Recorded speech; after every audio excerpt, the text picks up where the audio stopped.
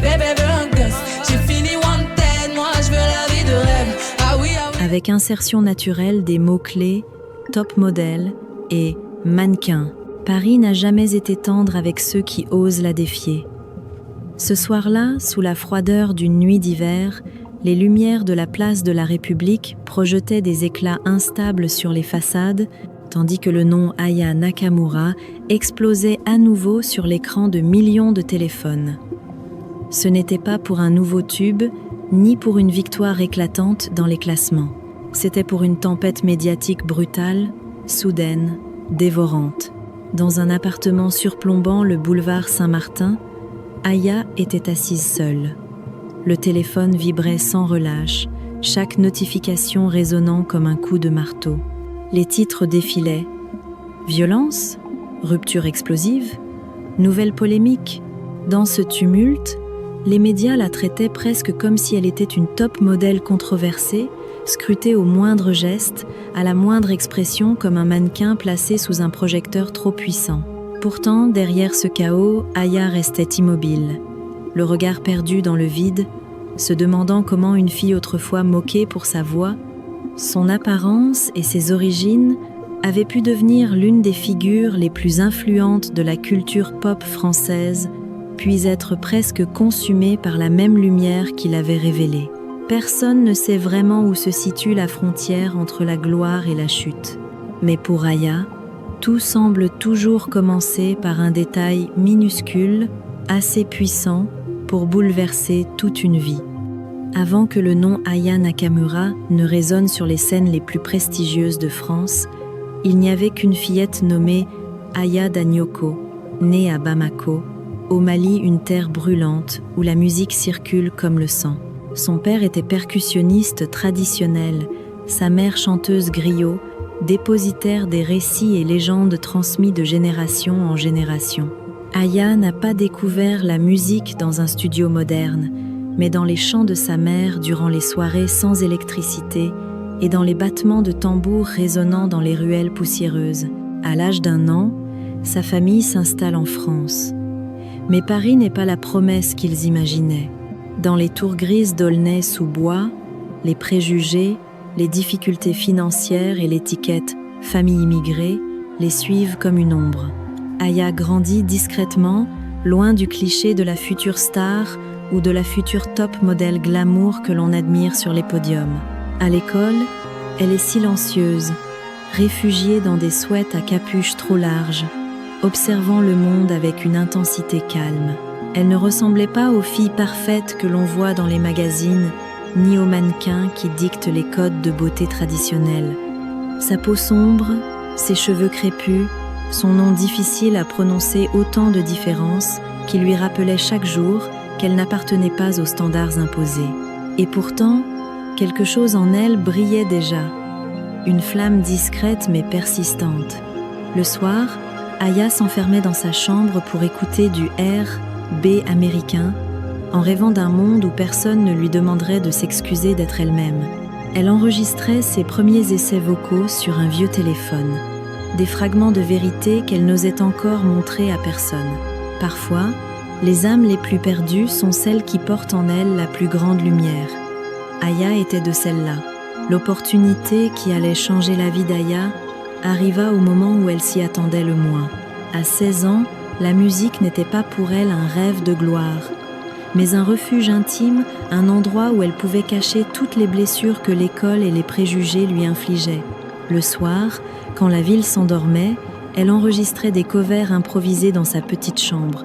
Pas de micro professionnel, pas de studio, seulement une voix brute, fragile et puissante à la fois. Un jour, elle publia une courte vidéo sur Facebook, comme elle le faisait parfois. Mais cette fois-là, une amie la partagea par hasard dans un groupe musical underground. En quelques heures, les vues montèrent en flèche. Des inconnus commentaient « Quelle voix unique, c'est qui ? Elle a un avenir !» Aya lisait chaque mot, le cœur battant. « Poisson message tombe. Je suis producteur. » « Veux-tu essayer un vrai enregistrement ?» Aya resta longtemps sans répondre. Elle repensa aux moqueries sur son accent, son style, Son apparence des critiques qu'on adresse aussi parfois aux jeunes filles différentes, celles qui n'entrent pas dans les cases, ni dans celles des futurs top modèles, ni dans celles des mannequins lisses et parfaits que France adore admirer. Pourtant, une intuition profonde lui murmurait que c'était maintenant ou jamais. Elle accepta. Le premier enregistrement fut maladroit. Aya tremblait. Mais dès que la musique démarra, sa voix devint un récit le sien, sans filtre. Le producteur la regarda longuement avant de dire « Tu n'as pas besoin de ressembler à quelqu'un d'autre. Sois toi-même. Si vous aussi croyez que les grandes histoires naissent souvent de petits moments, vous pouvez laisser un commentaire, vous abonner ou simplement liker cette vidéo pour nous accompagner dans la découverte des destins qui bousculent les codes. » Le chemin qui mena Aya vers le sommet n'eut rien d'une ligne droite. Il ressemblait plutôt à un fil électrique vibrant, traversant les quartiers populaires, les petits studios loués à l'heure, les nuits d'insomnie et les doutes trop lourds pour une jeune femme de son âge. Et pourtant, un instant précis allait faire tout basculer. Dja Dja. Ce titre n'était pas une simple chanson pop. C'était une déflagration, un mélange d'afrobeat, de rythme malien, de verlan et de vérité crut un cocktail impossible à ignorer. Aya parlait avec insolence, avec force, avec ce ton que seuls ceux qui ont été méprisés savent manier. Elle ne ressemblait ni aux chanteuses traditionnelles, ni aux stars polies, ni à ces top modèles impeccables dont l'industrie vante la perfection. Et pourtant, sa singularité devint sa puissance. En quelques semaines, Dja Dja franchit les frontières. De Paris à Amsterdam, de Bruxelles à Casablanca, tout le monde chantait son refrain. Aya devint l'artiste française la plus écoutée au monde. C'était un choc culturel. Une jeune femme noire, issue de l'immigration, imposait un nouveau langage musical à un pays où l'on croyait encore que la pop devait être propre, académique, presque aristocratique, comme un mannequin sur un podium haute couture qu'on regarde de loin sans pouvoir le toucher. Dès lors, la vie d'Aya accéléra à une vitesse vertigineuse. Les scènes devinrent plus grandes, les shows plus lumineux, les journalistes plus nombreux. Lors de sa première apparition aux Energy Music Awards, elle avançait avec une assurance nouvelle. Les caméras captaient chaque détail, son regard franc, ses lèvres marquées d'une couleur audacieuse, sa tenue inspirée à la fois par l'Afrique et par la rue parisienne, un mélange qui dérangeait autant qu'il fascinait. Les grandes maisons de mode commencèrent à s'intéresser à elle. Pas parce qu'elle incarnait la finesse classique d'une top modèle française, mais parce qu'elle représentait un visage moderne de la France. Libre, métissée, diverse, elle posa pour Vogue, Elle, Numéro et d'autres magazines qui voyaient en elle un renouveau nécessaire. L'industrie de la mode, habituée à admirer et à polir les silhouettes des mannequins, trouvait en Aya une énergie brute, presque indomptable. Mais avec la lumière vint l'ombre. Les critiques tombèrent comme des coups de couteau. Elle ne chante pas vraiment. Ce n'est pas la représentation de la France que nous voulons. Trop agressive, trop différente, trop tout. Aya encaissait. Elle avait l'habitude. Depuis l'enfance, on lui répétait qu'elle n'était pas assez ceci, trop cela. Mais désormais, les mots étaient amplifiés par les journaux, les émissions et les réseaux sociaux. Pourtant, au lieu de se briser, elle transforma ses attaques en carburant artistique. Copine, Pookie, jolie nana, bobo, chaque sortie devint un événement. Ces morceaux se hissaient au sommet des tendances, repris par des millions de personnes. Ce qu'elle chantait n'était pas poli, c'était réel, vécu. Aya parlait au nom de toute une génération qui n'avait jamais eu de porte-parole. Lors de ces concerts, la foule vibrait d'une énergie électrique.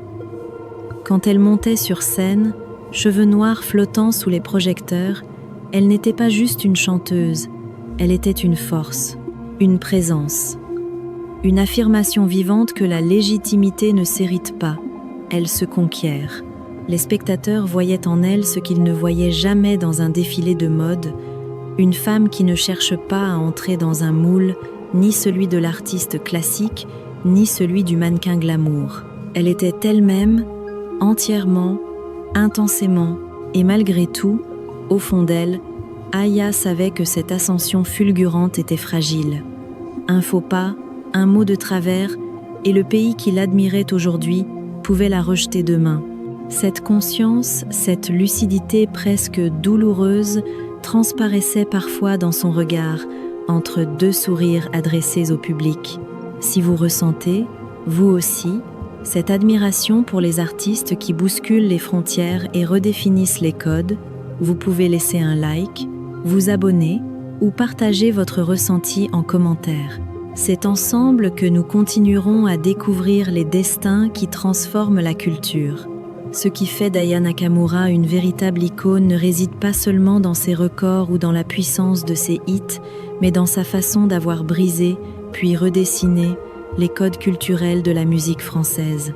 Aya n'a jamais essayé de se conformer à l'image sage et standardisée que l'industrie aimait imposer, l'image lisse, polie, presque irréelle, proche de celle d'une top modèle préparée pour un défilé de haute couture.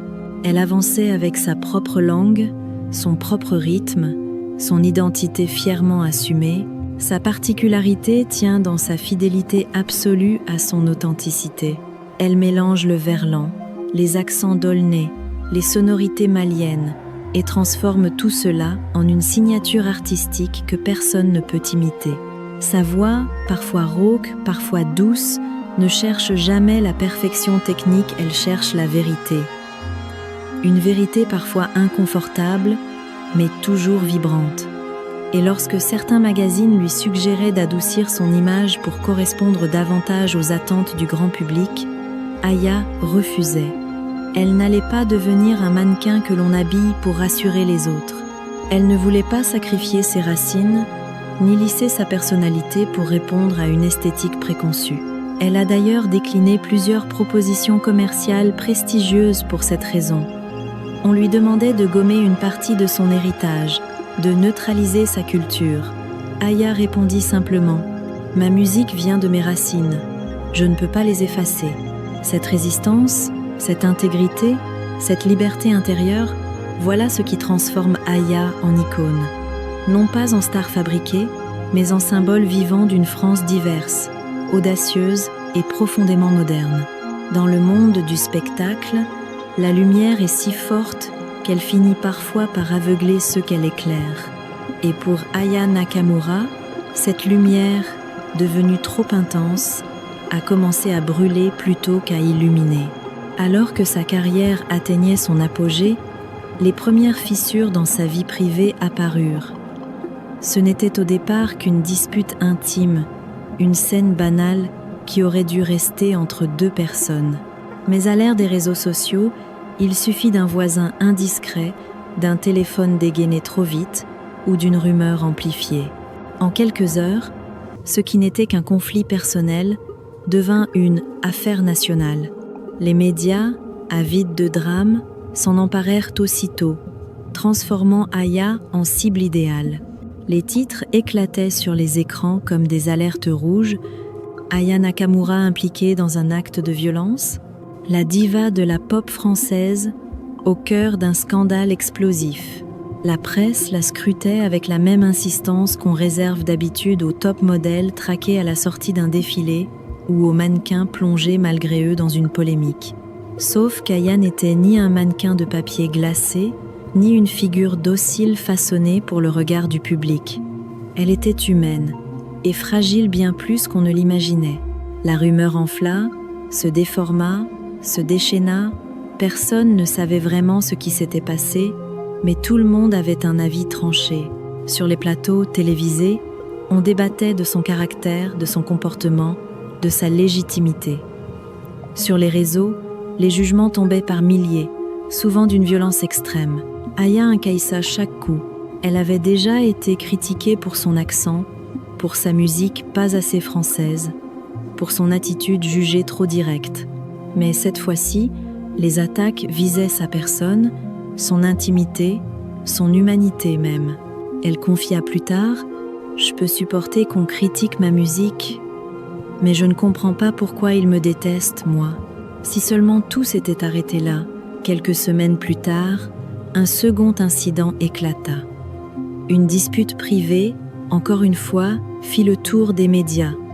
Aya dut se présenter au commissariat pour donner sa version des faits. Aucune charge ne fut retenue contre elle. Mais cela importait peu.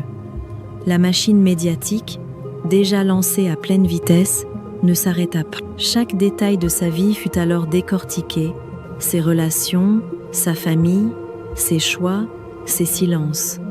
Certains allaient jusqu'à analyser sa manière de marcher, de rire, de s'exprimer comme si elle était un objet de laboratoire. Sur Twitter, Instagram, TikTok, Aya devint un champ de bataille. D'un côté, ceux qui la soutenaient, convaincus qu'elle subissait un traitement injuste en raison de ses origines et de son succès fulgurant. De l'autre, ceux qui voulaient la voir tomber, persuadés qu'elle représentait une culture qu'ils refusaient d'admettre. Puis, un élément plus sombre encore apparut, l'épuisement. Les mois de pression accumulés eurent raison d'elle. Aya n'arrivait plus à dormir, plus à manger correctement. Son téléphone, autrefois outil professionnel, devint une source d'angoisse.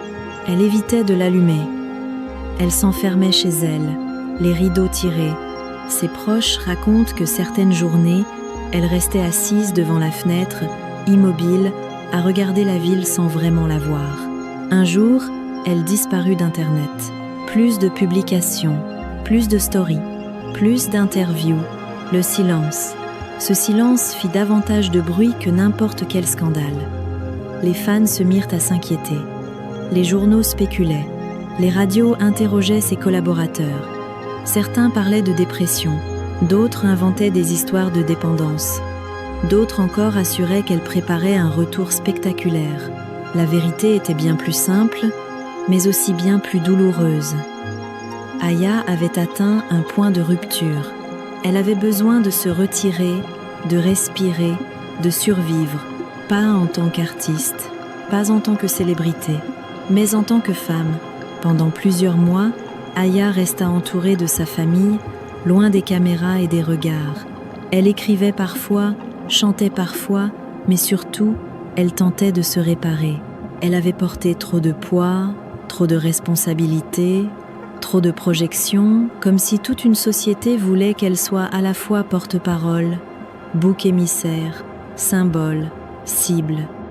Lorsqu'elle refit finalement une apparition publique, elle ne souriait pas comme avant. Mais son regard avait changé.